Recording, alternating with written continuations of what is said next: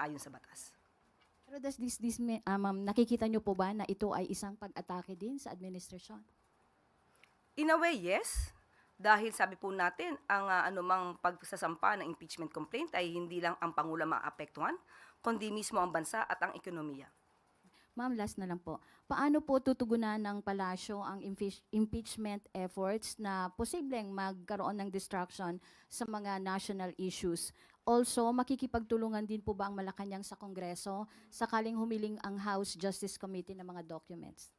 Unang-una po, itong mga impeachment complaint na naisampa laban sa Pangulo ay hindi po mapapahinto, hindi po mapapatigil ang Pangulo sa patuloy niyang pagtatrabaho para iangat ang buhay ng bawat Pilipino. Kung kinakailangan po at sinasabi na dapat na magbigay ng anumang dokumento, muli ang Pangulo po ay gumagalang sa proseso.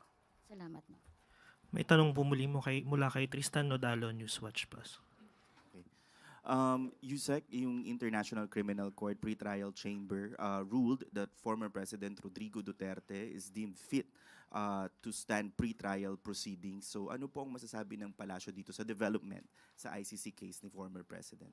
Ang nagpasya po niyan ay ang Pre-Trial Chamber 1 ng ICC. So kung ganyan po ang kanilang proseso, hindi po makikialam ang Pangulo at hindi po makikialam ang pamahalaan ng Pilipinas. One follow-up na lang po. But on my first question lang po, dito kay Congressman Levista, because sinabi niya po na yung mga nag-expose pa daw po ng korupsyon ang tina-target ng administrasyon nakakasuhan, katulad po siguro niya na nag-float ng Cabral Files and etc. Siguro po, ano ang response ng palasyo sa nagsasabing yung mga kritiko, yun pa ang tina-target kung sila pa po ang nag-expose ng corruption activities? Kung may mga kritiko, makikita naman po natin panay-panay ang pag-akusa, pagbibigay ng mga masasakit na salita ng walang katotohanan kay Pangulo. Pero ang Pangulo mismo ay hindi po nagsasampa ng kaso. Kung lumalabag po sa batas, ang sino mang mga nagsasalita o may ginagawang aksyon, nararapat lamang po na sila ay makasuhan dahil po may batas na umiiral sa atin. Next question po, Sam Medinilla, Business Mirror.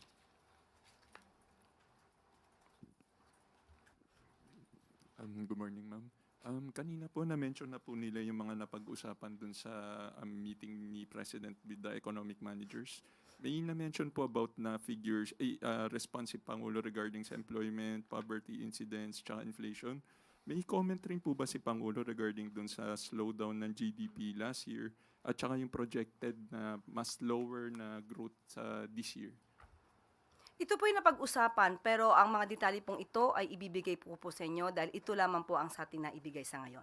So, ibibigay ko po ang katanungan na yan mismo sa economic team at atin din pong kukonsultahin si Secretary Go.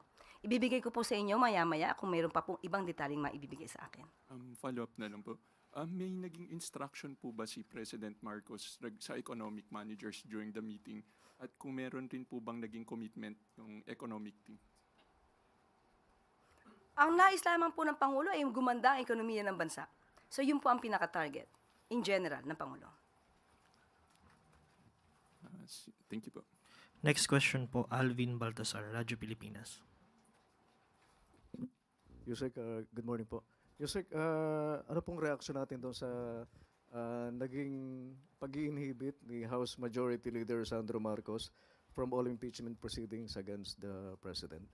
Yes, the act of Congressman Sandro Marcos inhibiting himself voluntarily from this issue, especially regarding the impeachment complaint filed against his own father. It is a hallmark of a statesman. It shows his character, it shows his decency, and we believe that it is the right thing to do. Follow-up lang, Yusek.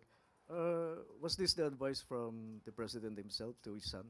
Hindi po nakikialam ang Pangulo sa mga anumang aksyon na gagawin ng kanyang anak dahil ang alam po niya, kailangan lamang pong tumupad ng kanyang anak sa mandato.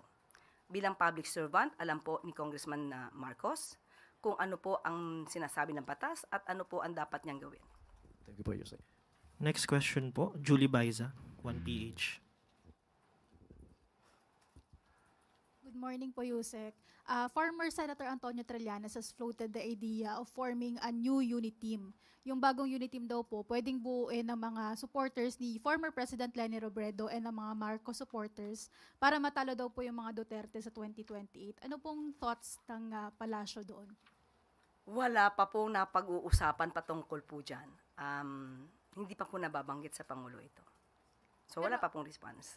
Pero ang palasyo po pa bukas na makipagtulungan sa mga naging oposisyon or kalaban ng Pangulo noong 2022. Wala po tayo masasabi sa ngayon. Maybe it's too early to comment on that. Next question po, Ace Romero, Philippine Star. Yusek, you mentioned the president is pushing for budget reforms during the meeting with economic team to avoid a repeat of the flood control scandal. What specific measures are being pushed by the president to prevent that controversy from repeating? Ngayon pa lang po, ipinansisimulan na po niya. Unang-una, meron po tayong mga transparency portal para kung ano man po ang mga mangyayaring activities sa mga ahensya ng gobyerno ay makikita na po ng tao, lalo-lalo na po yung mga tungkol sa procurement at sa mga bidding. Isa po yan. At unang-una sinasabi rin po, pati nga po kanina sinabi ko tungkol sa LGU, naggastos na ng pera na naaayon at dapat may transparency and accountability.